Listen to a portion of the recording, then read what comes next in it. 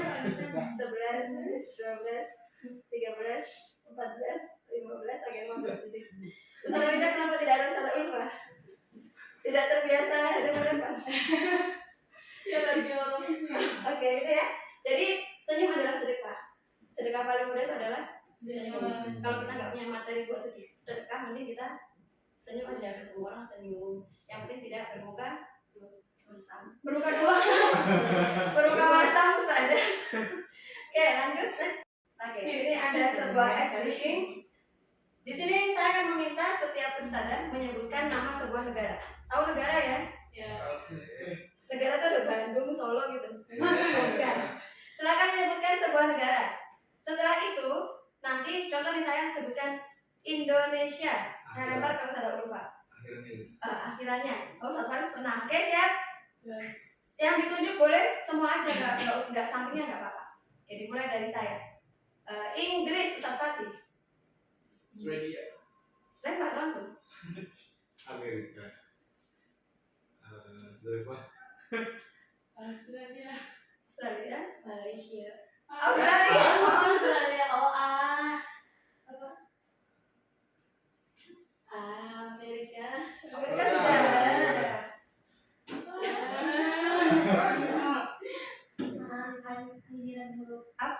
Afrika. Afrika. Lempar dulu, lempar ke siapa? Ke Australia. Kanada.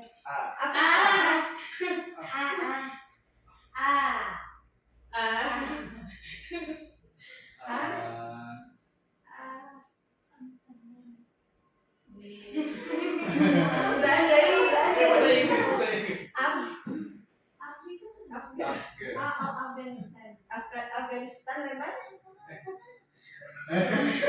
Afghanistan.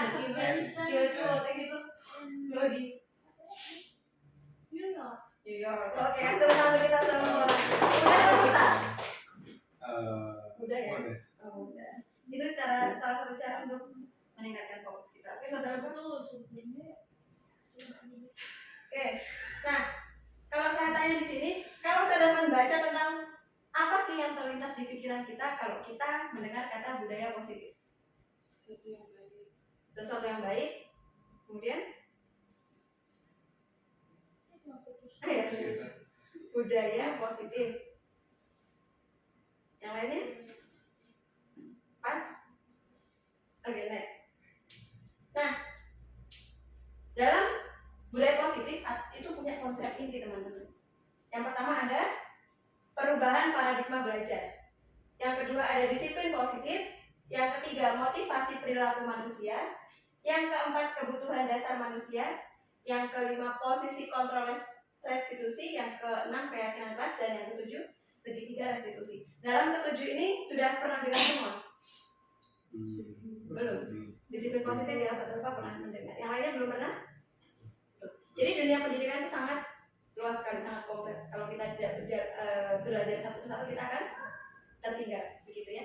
Oke, kita akan membahas hari ini kita akan membahas satu persatu agar teman-teman pahami bagaimana sih, apa sih disiplin positif itu, kemudian apa sih motivasi perilaku manusia dan sebagainya. Siap ya? Are you ready? Ready. Yes, we are ready. Gitu. Are you ready? Yes, we are ready. Oke. Yang pertama adalah perubahan paradigma belajar. Nah, sekarang kita ini masuk di kurikulum baru, namanya kurikulum Mereka. Perubahan paradigma belajar itu adalah pergeseran antara stimulus respon menjadi teori kontrol. Mungkin teman-teman ini masih bingung apa sih stimulus respon dan apa itu teori kontrol. Intinya dari kurikulum sebelumnya kita belajar ke kurikulum yang sekarang. Nah, dalam yang paling penting di sini adalah paradigma belajar yang baru itu ada memberikan pembelajaran yang berpusat kepada murid, bukan lagi pembelajaran yang berpusat kepada guru. Kita belajar dari kita kecil sampai sekarang mungkin masih ada yang belajarnya berpusat pada guru, betul? Bagaimana sih pembelajaran yang berpusat pada murid menurut Ustaz saja? Memancing. Bagaimana pembelajaran yang berpusat pada murid? Memancing kreativitas murid-murid. Ada lagi? Ustaz Anissa? Mereka disampaikan ini. Pembelajaran yang berpusat pada murid. Jadi bagaimana kita mengajar itu bukan terpaku pada guru, tapi berpaku pada murid. Memberikan kesempatan kepada murid untuk memberikan pilihan terkait pembelajaran. Oke, betul ya. Jadi memberikan kesempatan kepada murid. Biar murid-murid yang terus bereksplor, bukan gurunya yang terus berbicara. Kita dulu kecil, pernah nggak kita dikasih kesempatan untuk berbicara? Lebih banyak guru kita atau lebih banyak kita yang berbicara? Guru kita ya. Textbook itu ya, dibaca, ini kerjakan, nah itu tidak boleh. Apalagi sekarang kita belajar perubahan paradigma baru. Nah, kenapa kok ada paradigma belajar baru, teman-teman? Di sini dari tahap perkembangan untuk menjadi manusia yang bisa meraih keselamatan dan kebahagiaan yang setinggi-tingginya di masa depan nanti. Jadi kita menciptakan anak-anak itu untuk mencapai kebahagiaan yang setinggi-tingginya. Kalau sekarang itu sudah semuanya kita yang kontrol, guru yang kontrol, mereka tidak mempunyai kebebasan untuk bereksplorasi. Itu ya, itu paradigma baru. Nah ini, kalau stimulus kontrol itu lebih kepada begini teman-teman. Kebutuhan kita sama. Dalam satu ruangan ini semua kebutuhannya sama. Guru itu mengajar anak-anak dengan satu. Kebutuhan mereka sama. Betul atau salah? Nah, sekarang kita harus berpikir dengan teori kontrol. Kebutuhan kita berbeda. Anak-anak dalam satu kelas itu pasti memiliki gaya belajar yang berbeda. Ada nggak yang di kelas ustadz-ustadzah anak yang suka lari-lari? Ada. Menurut ustadz-ustadzah itu gaya belajarnya apa? Kinestetik. Jadi ya mereka itu semuanya berbeda ya dalam satu kelas kita. Itu nggak harus kita samakan. Kemudian semua orang melihat hal yang sama. Kalau itu di teori stimulus respon. Tapi kalau di teori kontrol, setiap orang memiliki gambaran yang berbeda. Di kelas kita disuruh gambar. Anak ini kita bilang gambar seekor kucing. Ada yang mereka menggambar cuma rumah. Kalau kita tanya mana kucingnya, kucingnya sudah kabur. Betul atau salah? Betul. Karena mereka memiliki gambaran yang berbeda. Terserah dari mereka sendiri mau menggambarnya bagaimana. Nah, dan seterusnya ya. Nah, dan yang bagian ketiga dari bawah ini, saya bisa mengontrol orang lain. Padahal kalau di teori kontrol, Anda tidak bisa mengontrol orang lain. Kita hanya bisa mengarahkan. Sama dengan murid-murid kita. Kita tidak bisa mengontrol mereka. Kamu harus duduk rapi. Kamu harus diam. Bisa nggak begitu? Tidak. Tapi kita hanya bisa mengarahkan mereka. Nah, kalau di dalam kelas silahkan duduk rapi boleh. Begitu dan seterusnya ya. Nah, kemudian tadi yang pertama itu ada perubahan paradigma belajar. Yang kedua ada disiplin positif. Menurut teman-teman disiplin positif apa sih?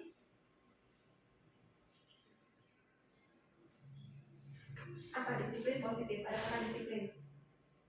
Ada nggak dulu saat kita masuk SD sampai SMA ada kata disiplin? Ada. Kemudian kalau disiplin positif, disiplin yang positif gitu ya. Yang disiplin positif itu adalah pendekatan untuk mendidik murid yang bertujuan membentuk kontrol diri dan meningkatkan kepercayaan diri mereka, sehingga mereka bisa berperilaku dengan berpedoman kepada nilai-nilai kebijakan universal, yaitu sifat positif manusia dan tujuan kemuliaan yang ingin dicapai oleh setiap individu. Nah, mungkin ya kalau menurut kita itu bahasanya terlalu tinggi. Sama, saya dulu sebelum ikut guru penggerak itu sampai mikir apa sih maksudnya gitu. Tapi alhamdulillah sekarang dikit-dikit sudah mulai nangkep. Jadi kalau disiplin positif nih teman-teman, kita memperlakukan murid kita agar mereka mempunyai jiwa percaya diri, jiwa tanggung jawab itu masing-masing dari internal mereka. Oke.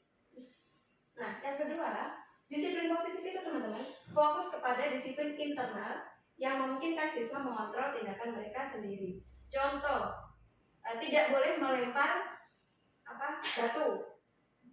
Nah, itu kan sebuah larangan ya. Bagaimana kalau mereka itu mendengar itu ya, mereka akan mengulangi lagi. Tapi mereka harus belajar mengontrol tindakan mereka sendiri. Contohnya, mereka tahu sebab dan akibatnya. Tidak boleh melempar batu agar tidak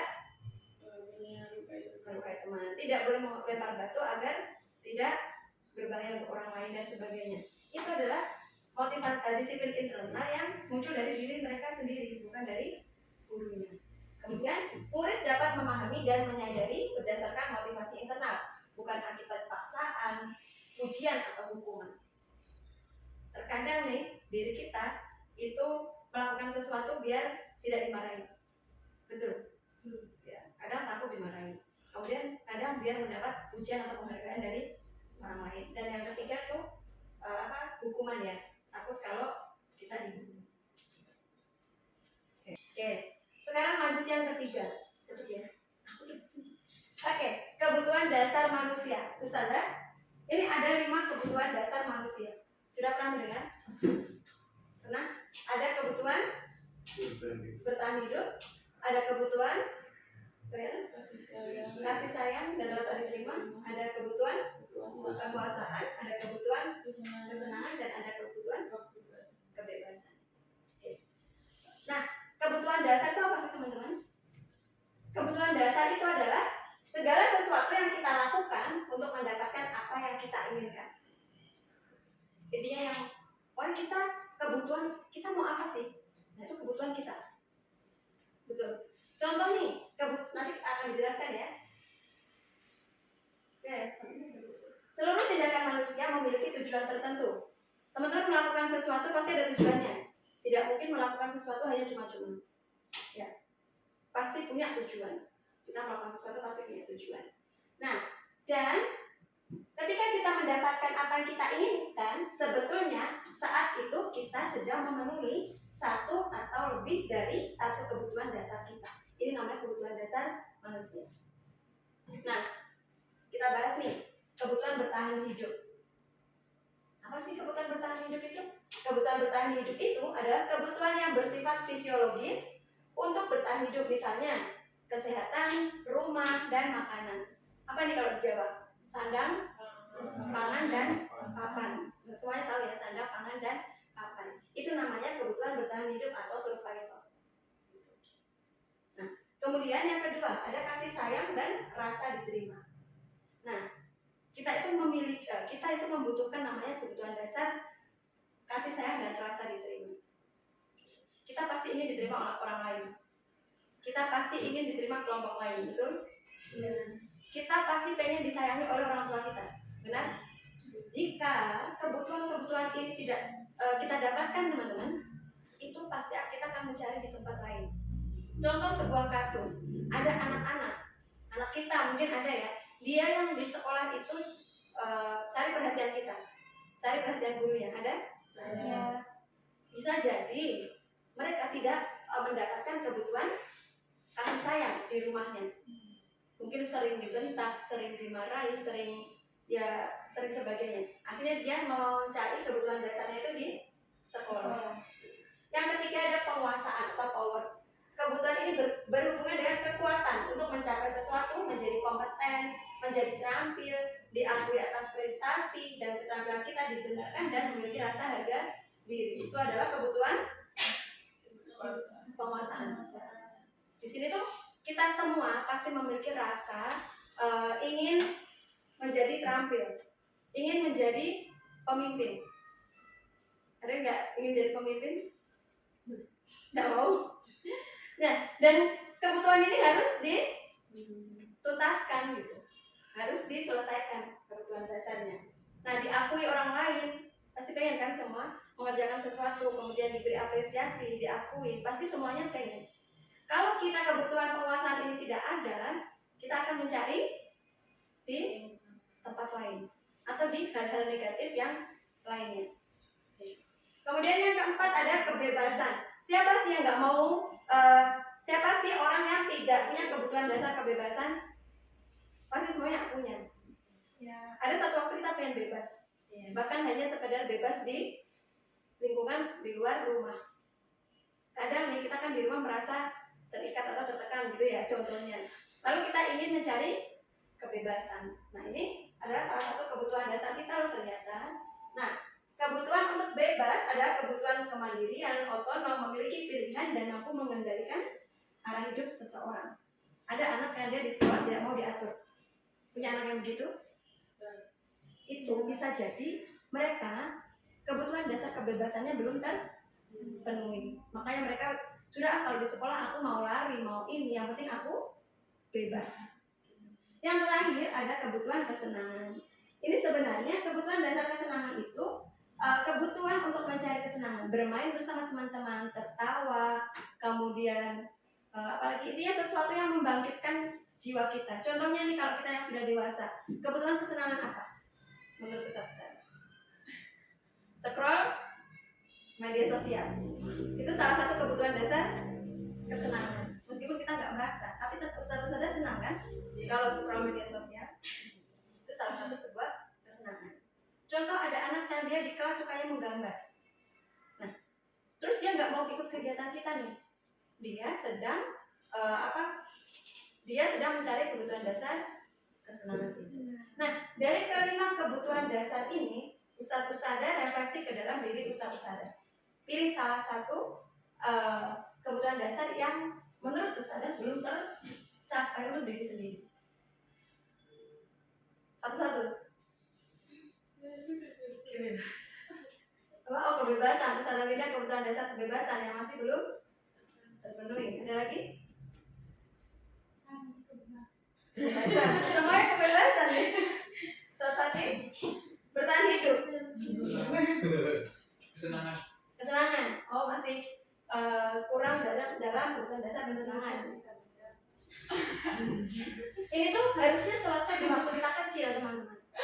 Cuma kan betul, tapi kan tidak semua kita ini sebebas ini, dan orang tua kita dulu kan tidak tahu bahwa kita punya kebutuhan dasar ini loh.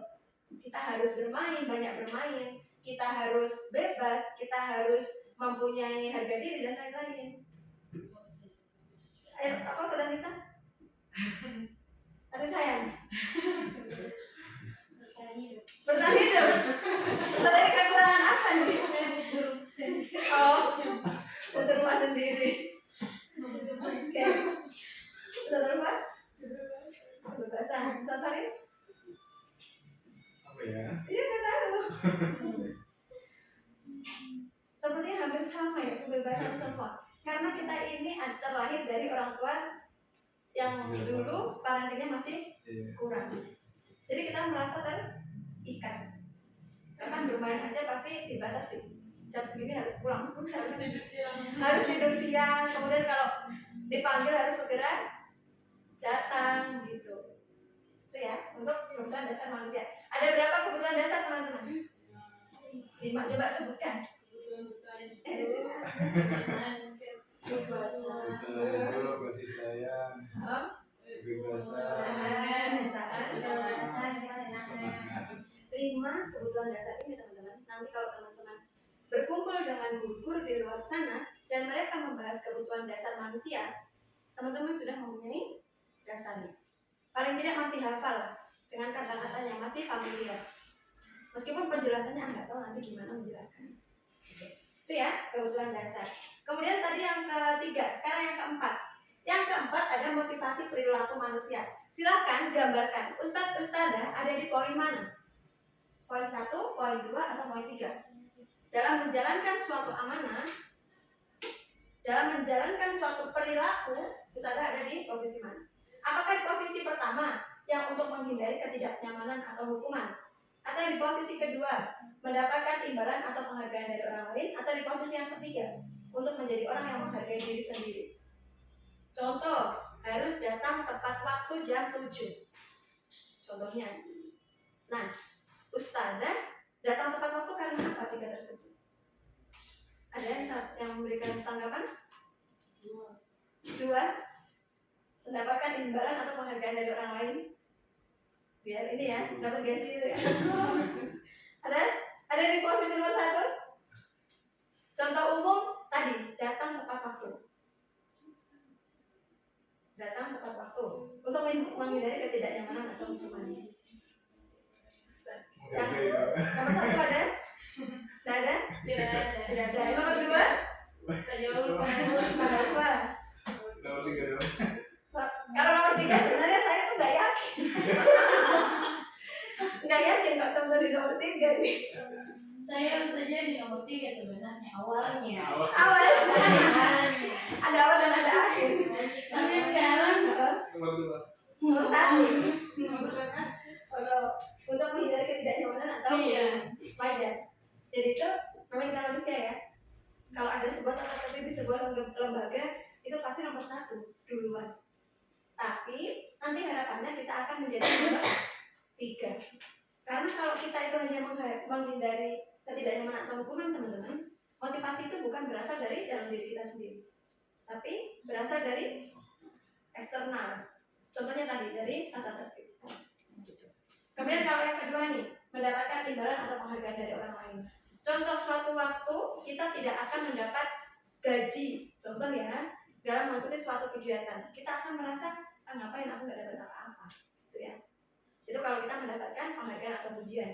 Kemudian atau saya apresiasi, oh Ustazah Winda hari ini datang tepat waktu, gini. Saat suatu waktu saya tidak memuji, tidak memberikan penghargaan kepada Ustazah Winda, pasti dia akan merasa, oh aku sekarang tidak dipuji, aku sekarang tidak diberikan penghargaan. Nah, yang paling tepat motivasi perilaku yang nomor 3 dari diri sendiri. Kalau saya tidak bisa bertanggung jawab terhadap diri saya sendiri, maka saya tidak bisa menjadi teladan yang baik untuk anak-anak. Insya Allah semuanya di nomor 3 ya tadi. Oke. Ya next ya. Nah, dari perilaku manusia tadi teman-teman ternyata ada 3 istilah ini. Istilah hukuman, konsekuensi, dan juga restitusi. Dari ketiga ini mana yang sering teman-teman dengarkan? Hukuman dan konsekuensi. Apa bedanya hukuman dan konsekuensi?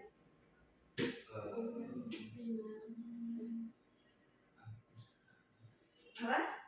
Hukuman, konsekuensi. Mungkin kalau restitusi itu masih baru didengar ya, karena saya sendiri aja juga baru mendengar di guru penggerak ini. Hukuman itu hukuman apa yang diputuskan? Ayo semuanya harus berpendapat. Hukuman hasil dari konsekuensi. Hukuman hasil dari konsekuensi yang konsekuensi itu udah pasti.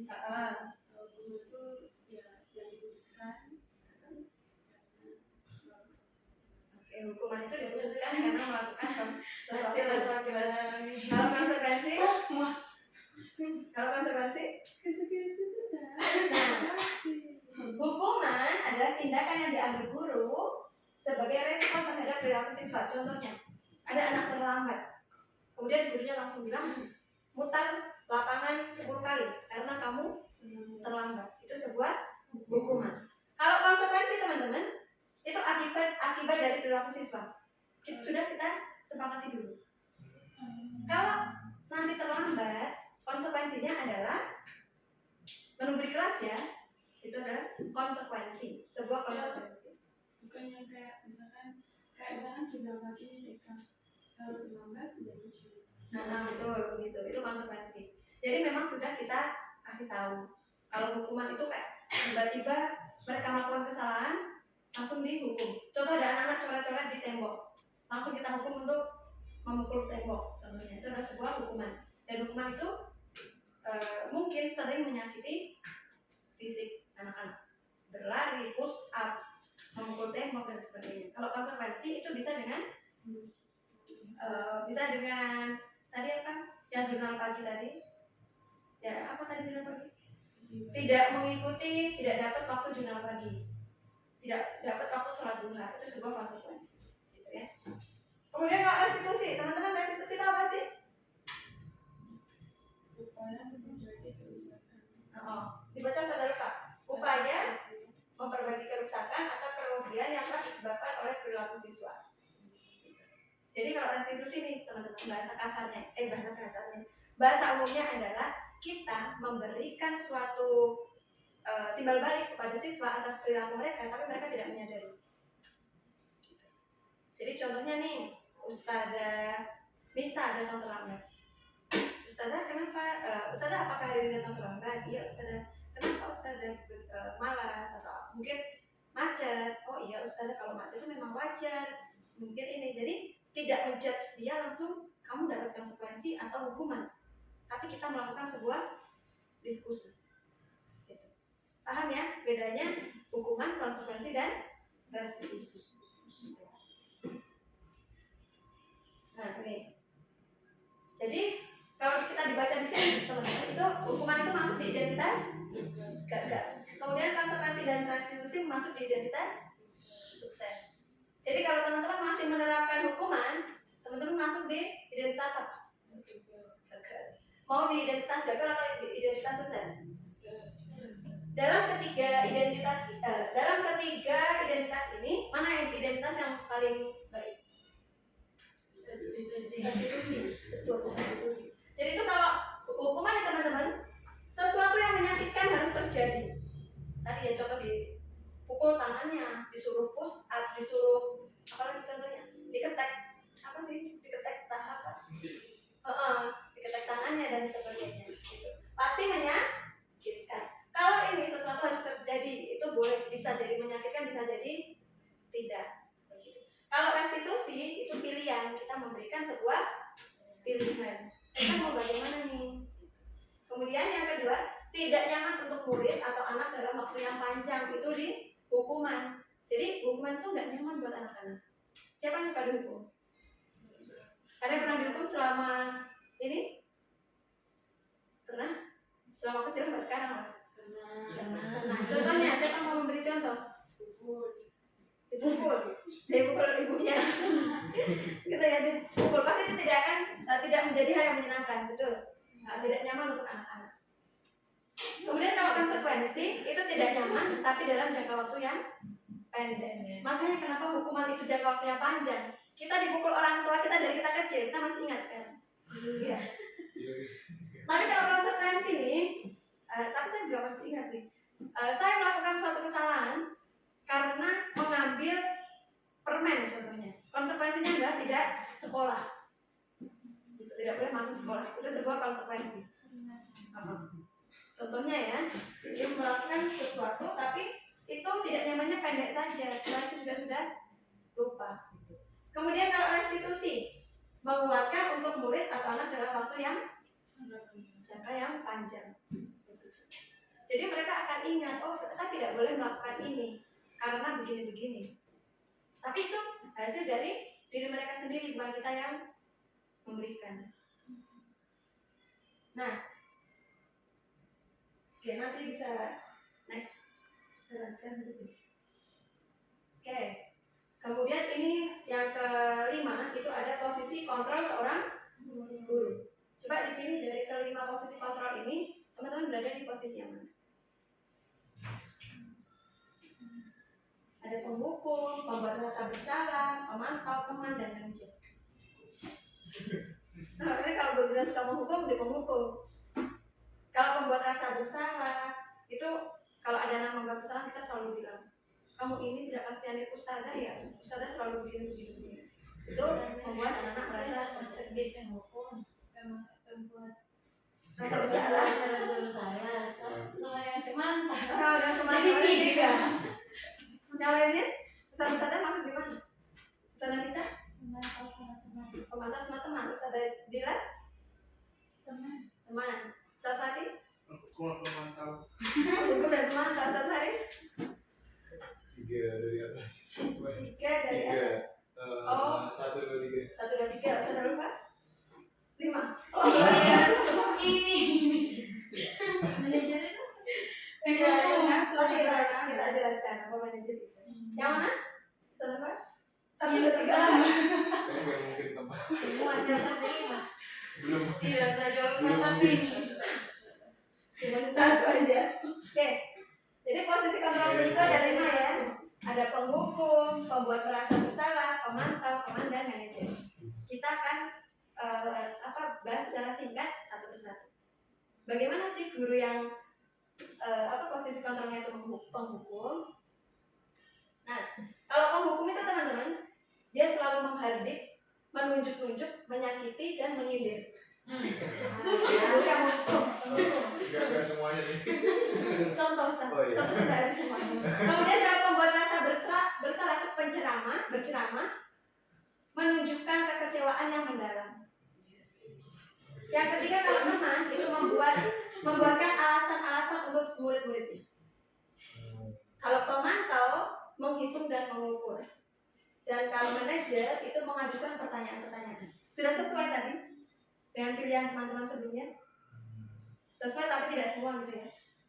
Nah, ini apa sih perbuatan guru kalau ada di posisi penghukum? Dia selalu menghardik nih. Kamu tidak bisa ya.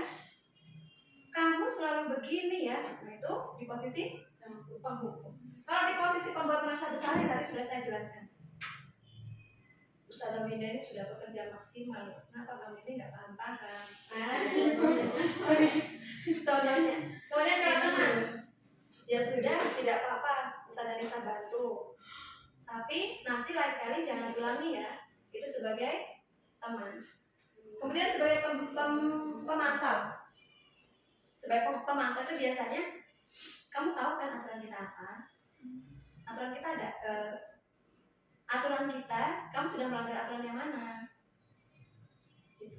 Kalau pemantau ya. Kemudian kalau manajer itu mengajukan pertanyaan-pertanyaan. Kenapa sih kamu melakukan hari ini? Kamu mau jadi orang seperti apa nah? Jadi diskusi kan. Paham ya? Di sini guru apa yang guru perbuat kalau di posisi ini. Kemudian mereka akan berkata apa nih kalau di posisi 1 sampai 5? Kalau di posisi penghukum, tadi sudah jelaskan ya. Kalau kamu tidak melakukannya, Ustadz akan apa? Contohnya, Ustadz akan kamu harus di luar. Gitu. Nah ini kamu sudah mengecewakan ibu dan bapak kalau merasa bersalah. Ini bisa dibaca ya kalau teman. Lakukan untuk bapak dan ibu ya, atau ya sudah nanti bapak dan ibu bantu membereskan. Dari semua ini teman-teman ada hasilnya paling bawah. Kalau kita jadi penghukum, hasilnya anak akan memberontak, mendendam, dan menyalahkan orang lain. Mereka saat kita hukum, mereka nurut, tapi mereka akan mengulangi lagi. Kemudian kalau kita di posisi pembuat merasa bersalah, itu dia akan menjadi menyembunyikan, kemudian berbohong atau menyangkal. Saya tidak seperti itu kok Ustazah, mungkin Ustazah itu bukan saya. Kemudian kalau teman, ini dia akan jadi ketergantungan. Saat Ustaz dan Ustazah marah, mereka akan jadi kecil hati. Oh Ustazah ini sudah tidak sayang lagi dengan saya. Kalau dia di posisi pemantau, itu menyesuaikan bila diawasi. Kalau ada Ustazah dia akan berkelakuan baik. Tapi kalau kita tidak ada, mereka akan kembali seperti semula.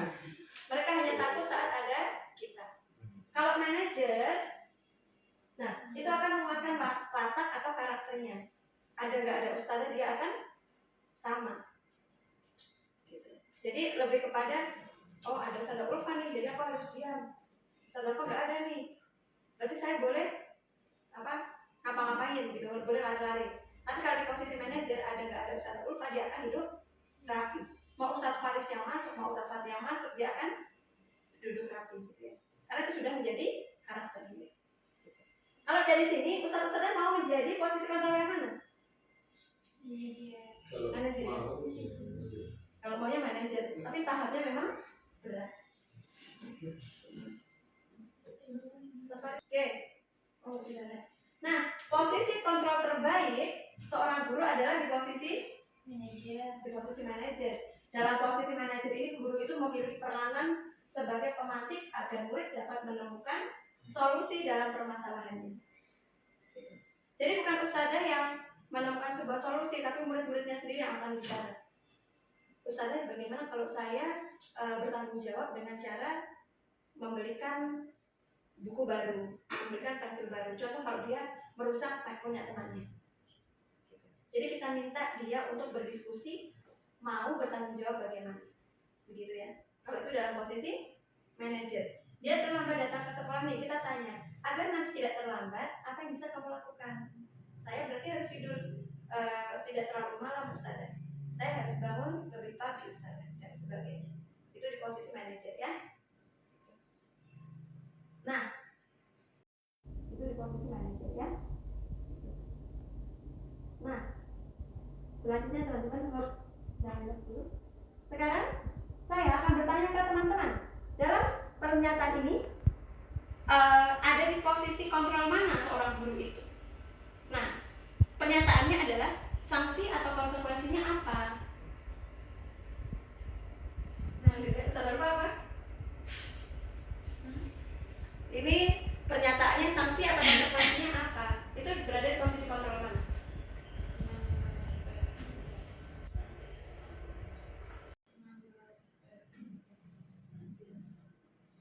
Apa? Semua Pemantau. mantap, Safari. Yang lain? Safari apa? Pernyataannya di atas. Kira-kira ini posisi kontrolnya di mana? Hukum. Yang tidak bersuara antara Oh iya. paham atau mantau. Ada jawabannya. Oke, kita lihat jawabannya. Yang betul adalah pemantau. Ya, jadi di sini adalah posisi pemantau. Karena akan ditanyakan peraturannya atau sanksinya apa, nah? Itu di posisi pemantau. Next. Pernyataan yang kedua, kamu tidak pernah benar melakukannya. Posisi apa? Penghukum. Semua sepakat? Ada yang berbeda?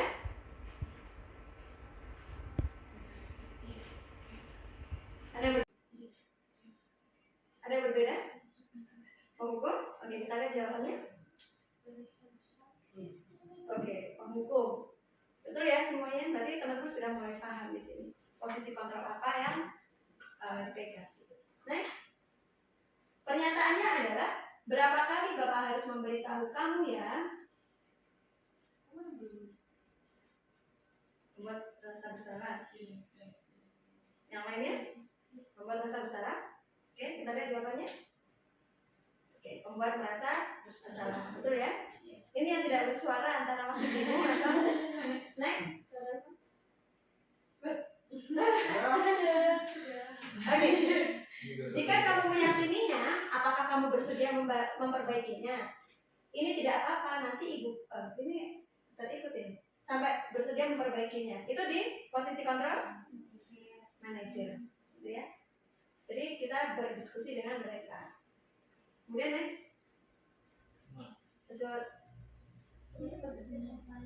Ya sudah, kali ini tidak apa-apa, nanti ibu bantu bereskan. Karena yang belum itu ya, ada di posisi kontrol sebagai seorang teman. Next. Nah, sekarang kita di poin nomor 5. Ada keyakinan kelas. Sekarang yang perlu kita diskusikan adalah mengapa keyakinan kelas dan bukan peraturan kelas. Kenapa? Peraturan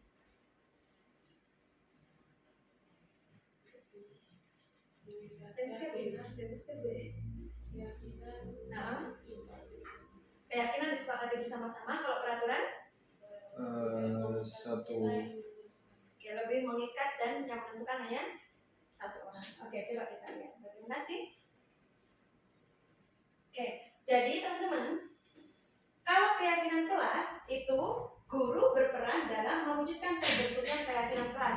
Dengan bagaimana? Dengan adanya diskusi antara murid dan guru. Kita diskusi. Jadi teman-teman, kita mau membuat keyakinan kelas apa ya? Biar kelas teratur, kita mau keyakinannya bagaimana ya? Contoh keyakinan kelas, buanglah sampah di tempatnya. Agar kelas kita bersih, kita akan membuat keyakinan kelas apa? Jadi kita pantik mereka untuk berdiskusi dengan kita. Kemudian, keyakinan kelas berupa pernyataan universal yang mudah diingat, dipahami, dan diterapkan. Jadi pernyataannya itu universal dan mudah diingat, tidak usah panjang-panjang. Tidak boleh berlari di area kelas. Terlalu panjang enggak? Bisa kita simpulkan menjadi apa? Berjalan pelan. Pernyataannya universal. Apa sih universal itu? Universal itu lebih ke arah yang positif. Ya, jadi kalau memberi keyakinan kelas itu tidak boleh negatif. Nah, berikan satu contoh keyakinan kelas versi teman-teman. Jalan pelan, bersuara pelan. Satu aja. Berjalan pelan. Berarti satu-satu. Berbicara lembut. Berbicara dengan lembut. Ini kalau di sini udah berjalan terus. Di kelas. Kalau di kelas itu apa yang menjadi keyakinan kelasnya Ustaz? Tidak menyakiti. Kita ganti dengan menyayangi teman. Dia tidak membuli berarti menyayangi teman. Makanya dia konteksnya arah yang positif. Nah ini pembentukan keyakinan kelas itu pernyataan positif, abstrak, sedikit saja namun mudah diingat, dan guru dan murid membuatnya secara bersama. Jadi nggak boleh nih kalau keyakinan kelas dibuat sendiri. Ustazah Nita nih buat sendiri. Tidak boleh makan di kelas, tidak boleh keluar saat jam belajar dan lain sebagainya. Itu namanya bukan keyakinan kelas tapi peraturan. Gitu. Jadi penting kita pahami ya bahwa penting membuat sebuah keyakinan kelas. Karena keyakinan kelas itu akan membuat sebuah kelas itu teratur. Gitu. Berarti harus bagaimana? Harus dengan diskusi. Nah, ini yang terakhir ya, yang ke-7 itu ada segitiga restitusi. Tadi kita sudah belajar restitusi. Restitusi tadi apa teman-teman? Pemecahan masalah dengan cara kita berdiskusi dengan anak-anak ya, untuk mengubah perilaku mereka. Jadi restitusi itu proses menciptakan kondisi bagi murid untuk memperbaiki kesalahannya, sehingga karakter mereka lebih kuat ketika kembali pada kelompoknya. Berarti bukan kita menjatuhkan atau kita menghukum, tapi dengan cara kita menumbuhkan menumbuhkan kesadaran diri mereka, karakter mereka. Itu namanya restitusi. Nah, restitusi itu bukan untuk menembus kesalahan, namun untuk belajar dari kesalahan. Saat mereka melakukan suatu kesalahan, mereka tidak hanya saya mau menembus kesalahan tersebut, tapi dia akan berubah menjadi lebih baik. Begitu. Itu ya. Jadi restitusi itu yang paling baik, pemecahan masalah yang paling baik di antara dari penghukum dan lain sebagainya. Next. Nah, suatu proses dialog yang dijalankan oleh guru agar menghasilkan murid yang mandiri dan bertanggung jawab. Contoh, mereka harus merapikan mainan saat selesai bermain. Itu kalau dalam restitusi, kalau dalam sebuah restitusi, apakah kita langsung bilang rapikan mainannya, begitu? Atau langsung bilang, kalau kamu tidak merapikan mainan, kamu tidak boleh bermain lagi. Boleh nggak begitu? Tidak. Dalam sebuah restitusi akan ditanya, nah kenapa tidak merapikan mainannya? Saya lagi malas Ustazah. Oh lagi malas ya? Kenapa malas? Kok Ustazah tahu kamu lagi malas dan lain sebagainya. Gitu ya, itu namanya memecahkan suatu masalah dengan proses restitusi. Akhirnya apa? Mereka akan menjadi anak yang mandiri dan bertanggung jawab, bukan karena dipaksa atau dihukum. Nah, itu ada 3 langkahnya teman-teman. Pertama ada menstabilkan identitas, yang kedua ada validasi tindakan yang salah, dan yang ketiga menanyakan keyakinan. Oke, next aja. Nah, dalam segitiga restitusi itu ada menstabilkan identitas. Dengan kata-kata apa teman-teman? Berbuat salah itu tidak apa-apa, nah. Berbuat salah itu manusiawi. Ustazah tahu kamu salah dan kamu tidak sengaja. Nah, itu adalah menstabilkan identitas. Kemudian tidak ada manusia yang sempurna. Atau Ustazah juga pernah melakukan kesalahan tersebut. Itu namanya menstabilkan identitas.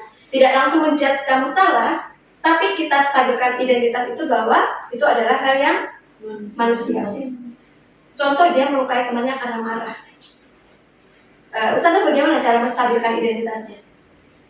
Ada yang bisa memberi contoh? Ustazah tahu kalau kamu marah, karena marah itu adalah salah satu cara mengeluarkan emosi kita. Tapi, nanti ada tapinya, itu ya. Kemudian yang kedua ada validasi tindakan yang salah.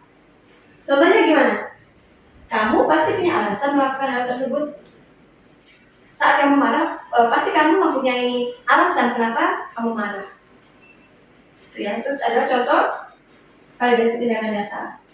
Nah, kamu patut bangga pada dirimu sendiri karena kamu telah melindungi sesuatu yang penting yang ada dalam dirimu. Validasi itu adalah validasi tindakan yang salah. Kemudian ada menanyakan keyakinan. Tadi kita sudah belajar keyakinan kelas. Kita tanyakan kembali. Jadi restitusi ini tidak boleh digunakan kalau kita belum memiliki keyakinan kelas. Karena langkah yang ketiga itu adalah menanyakan keyakinan. Apa yang menjadi keyakinan kelas kita, nak? Apa yang kita percaya sebagai kelas atau keluarga? Apa nilai-nilai umum yang kita telah sepakati? Tapi itu harus ditempel dulu di dalam kelas. Kita sudah berdiskusi dengan anak-anak, kita mau membuat keyakinan apa, itu sudah harus ada dulu sebelum kita melakukan sebuah restitusi. Contohnya nih, siapa yang mau memberikan contoh menyelesaikan sebuah masalah dengan restitusi? Ada yang mau? Tidak mau semua? Jadi gini, contohnya kemarin saya memakai contoh di kelas Ustazah Nisa. Itu anak-anak itu berebut botol. Kemudian tidak sengaja dia mendorong temannya sampai menangis. Dia marah sama temannya. Dia mengambil botol tersebut dan marah dan menangis, mendorong temannya sampai menangis. Bagaimana restitusi yang saya buat? Yang dibuat adalah kita bilang dulu, Ustazah tahu kalau kamu marah, karena marah itu adalah salah satu bentuk untuk mengeluarkan emosi. Dulu Ustazah juga pernah marah loh, nak, sama teman Ustazah karena Ustazah melakukan sebuah kesalahan. Teman Ustazah melakukan sebuah kesalahan. Itu contohnya validasi, menstabilkan identitas. Lanjut ke validasi tindakan yang salah. Nah, tidak apa-apa nah kalau marah itu. Tapi lain kali boleh tidak kalau marahnya itu tidak dengan menyakiti teman. Boleh tidak kalau marahnya itu tidak dengan berteriak. Itu adalah validasi tindakan yang salah. Kemudian yang terakhir menanyakan keyakinan. Nah, tadi kamu marah dengan temannya nih. Kira-kira keyakinan apa yang sudah teman-teman langgar gitu, atau yang sudah kamu langgar? Dia akan bicara, oh Ustazah, saya tidak menghargai teman. Ustazah, saya bukan menghargai teman ya Pak. Tidak menghargai teman, tidak sopan dan lain-lain. Gitu. Dalam segitiga restitusi ini, teman-teman sudah paham cara menyelesaikan permasalahan anak-anak dengan temannya. Nah, apakah kalau di kelas teman-teman mau melaksanakan penyelesaian yang mana? Apakah tadi menjadi penghukum, kemudian menjadi pemantau, merasa bersalah, atau manajer? Manajer. Seorang manajer akan menjadikan segitiga restitusi sebagai pemecahan masalah. Oke. Ini masih loading ya. Nggak bisa. Oh,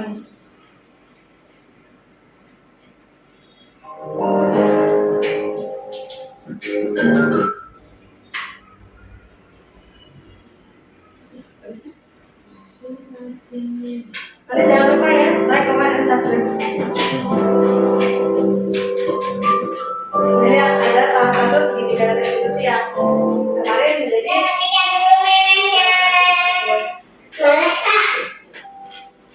ya marah-marahnya tapi serius. Assalamualaikum kita.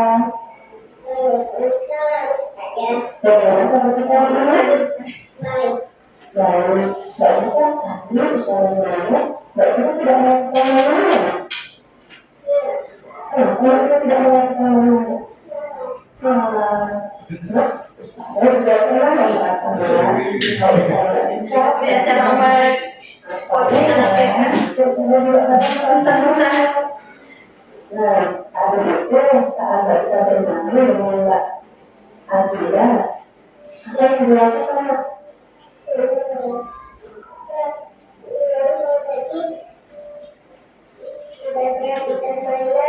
Oh, seperti tidak ada. Apakah boleh begitu Mbak Isa? Tidak boleh. Kenapa tidak boleh? Saya agak Ya, ada di kelas kita. Oke, saya bertanggung jawab terhadap diri sendiri, termasuk dengan melakukan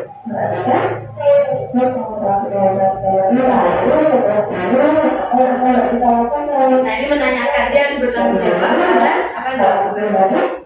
Jadi memecahkan masalahnya sendiri. Apa yang harus dilakukan saat melakukan sesuatu? Oh berarti saya harus minta maaf.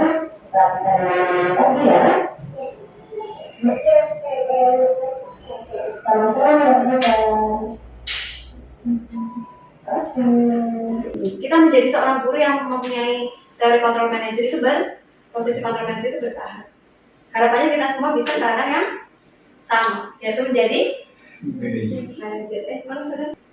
Nah, dalam penerapan disiplin positif ini teman-teman, guru memiliki standar kepribadian profesional dan sosial yang baik, di mana guru itu mampu merefleksi dirinya. Tadi kita sudah merefleksi diri kita. Kita berada di posisi kontrol yang mana? Kemudian hendaklah kita semua ke depan ingin menjadi guru yang mempunyai posisi kontrol sebagai manajer. Tadi semua sudah mengakui nih, sekarang menjadi penghukum, sekarang menjadi pemantau, sekarang menjadi pembuat rasa bersalah. Tapi ke depannya kita akan menjadi guru yang mempunyai posisi kontrol sebagai manajer. Dan membangun budaya positif di sekolah, itu peran yang diperlukan itu peran siapa saja? Murid, guru, orang tua, kepala sekolah, yayasan, seluruh warga sekolah. Karena kalau kita tidak saling berkolaborasi, kita tidak akan bisa memiliki tujuan yang sama, gitu ya. Nah, oke. Nah, umpan baliknya adalah apa materi yang paling mengena untuk ustadz-ustadzah? Silakan tulis di satu kertas, kemudian ditempel di sini. Di bawah sini. Harusnya ada post-it, cuma di mana ya? Ada tahu post-it? Posisi kontrol seorang guru, penghukum, pembuat rasa bersalah, pemantau teman atau manajer. Dan mengapa kok itu teringat? Karena saya ini suka menghukum dia dari Ustazah Ulfa ya. Materi yang paling mengena adalah posisi kontrol seorang guru. Karena menurut saya penting bagi seorang guru mengetahui di mana posisi kontrol kita sebagai seorang guru agar kita bisa lebih baik lagi dalam mengatasi permasalahan di dalam kelas. Tuh Ustazah Ulfa. Yang paling mengena adalah posisi kontrol seorang guru. Dari Ustazah Winda, yang paling mengena adalah motivasi perilaku manusia. Bagian penghukum, penyelesaian masalah, dan manajer. Oh ini ya posisi kontrol guru. Iya. Kalau motivasi perilaku manusia itu yang ada 3 tadi mbak, yang karena tidak mendapat hukuman, kemudian yang kedua pertama hukuman, yang kedua penghargaan dan pujian, baru yang ketiga motivasi dari diri sendiri. Itu perilaku manusia. Berarti ini yang kontrol seorang guru ya, posisi kontrol seorang guru.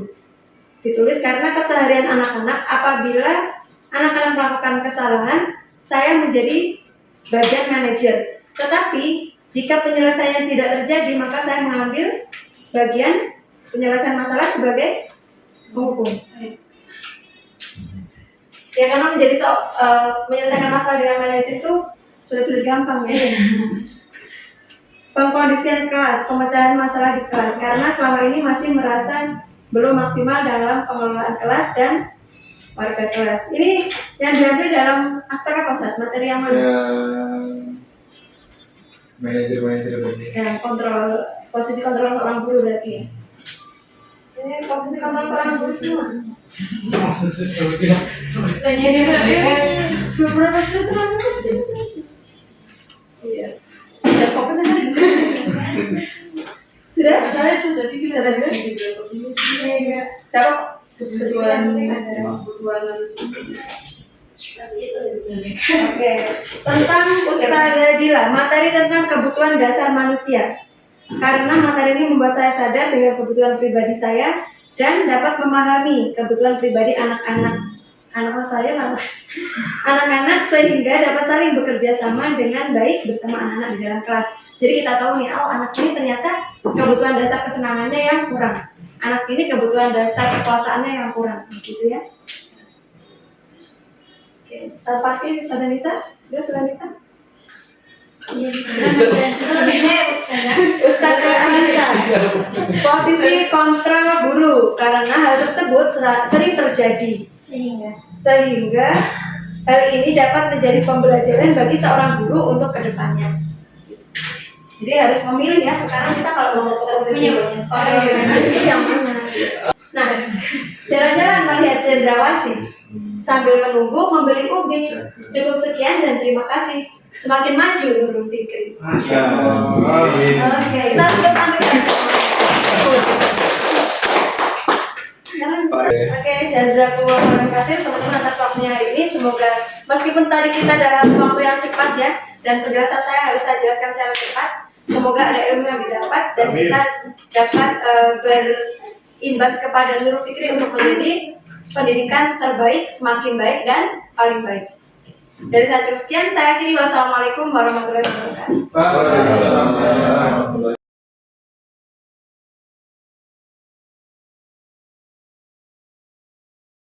Mana siapmu? Mana buktinya? Ustazah mau lihat rapinya yang mana?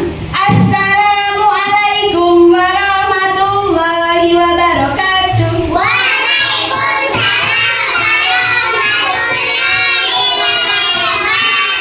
Bagaimana kabar teman-teman pada siang hari ini?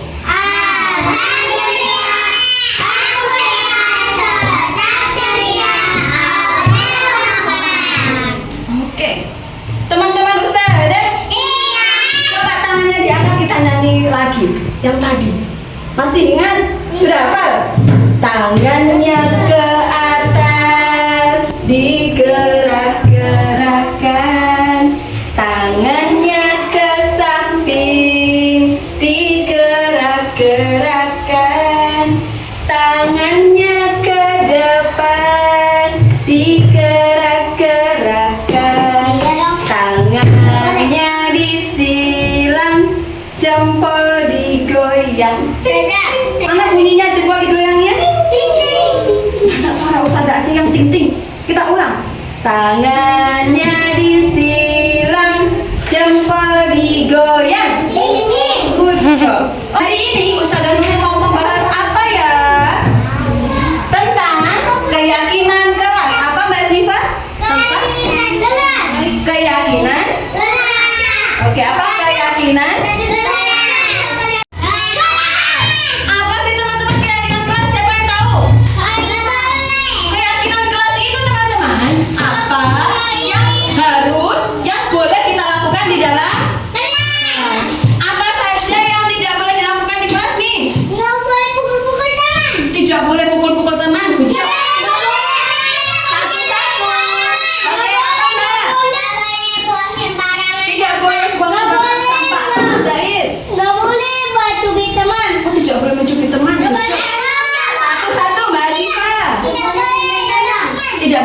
tendang, tidak boleh apa Mbak Zura? Mendorong teman, ada lagi?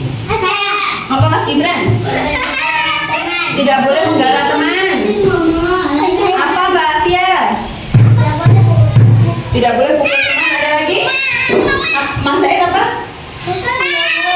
Oh, tidak boleh pukul di mata teman. Semuanya? Ya.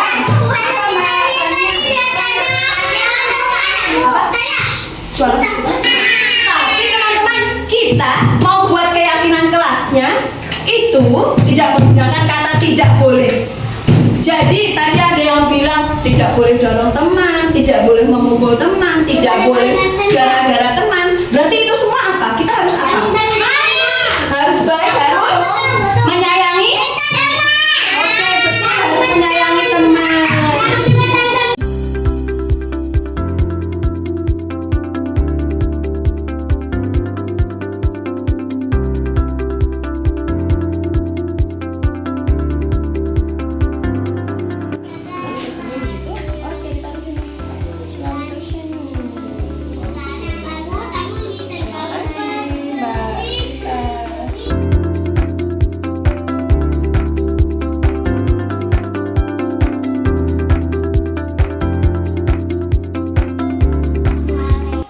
Warahmatullahi wabarakatuh. Nama saya Naura dari kelas B2. Hari ini saya buat keyakinan kelas. Saya sangat senang. Saya membuat keyakinan kelas. 1. Selalu tersenyum. 2. Menyayangi binatang. 3. Harus bersabar. 4. Menyayangi teman. Terima kasih Ustazah udah membuat keyakinan kelas bersama kita. Assalamualaikum warahmatullahi wabarakatuh. Assalamualaikum. Saya dari kelas B2. Hari ini saya membuat keyakinan kelas bersama Ustazah. Saya sangat sayang sekali. Terima kasih Ustazah. Assalamualaikum warahmatullahi wabarakatuh.